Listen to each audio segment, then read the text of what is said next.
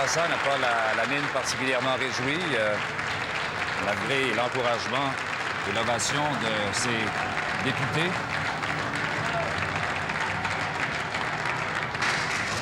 Vous permettra au début de signaler quand même, durant quelques secondes, l'excellent travail qui a été accompli dans cette première partie de la session cette année, qui impliquait des lois très importantes pour l'ensemble des Québécois. Sur le plan politique, toutefois, on doit constater qu'à l'ajournement de cette première partie, l'accord du Lac-Meach n'est pas ratifié. Donc, la résolution du Québec qui a été adoptée il y a 3 ans, moins une journée, n'a plus d'existence juridique. Au nom de tous les Québécois, je veux exprimer ma plus profonde déception. Déception qui s'explique, Monsieur le Président, par tous les efforts qui ont été faits par différents gouvernements depuis une dizaine d'années. Il y a 10 ans, à la suite du référendum du 20 mai 1980, le gouvernement du Québec, de ce temps, dirigé par M. Lévesque, avait fait plusieurs efforts pour réintégrer le Québec dans la Constitution canadienne. Il avait fait preuve, si je réfère à une expression utilisée par le chef de l'opposition cet après-midi, d'une grande flexibilité, mais avec un résultat évidemment décevant, puisque le Québec avait été exclu de la Constitution canadienne.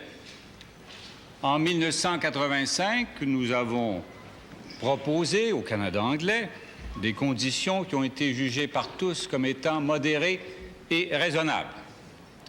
À 3 reprises, nous nous sommes entendus sur l'ensemble de ces conditions. Et je veux à cet égard, Monsieur le Président, remercier tous mes collègues qui ont appuyé le Québec. Et je signale encore le travail particulier qui a été fait par le Premier ministre de l'Ontario, M. Peterson.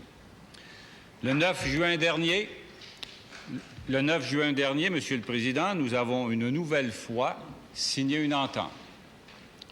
Tous les premiers ministres se sont engagés à tout mettre en œuvre pour faire adopter la résolution avant le 23 juin. On doit constater que 2 provinces ne l'ont pas fait et n'ont pas l'intention de le faire. En 87, il y avait une entente.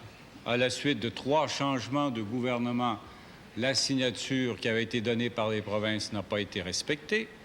Cette fois encore, en 90, 2 provinces qui s'étaient engagées à tout faire pour faire adopter la résolution n'ont pas respecté leur engagement.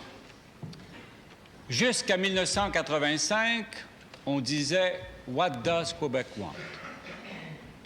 Nous avons exprimé clairement les demandes du Québec. Et toute l'équipe du gouvernement, et je veux rendre hommage au ministre responsable, député de Jean Talon, qui a fait un travail extraordinaire dans la réalisation de son dossier et avec toute son équipe. Toute l'équipe.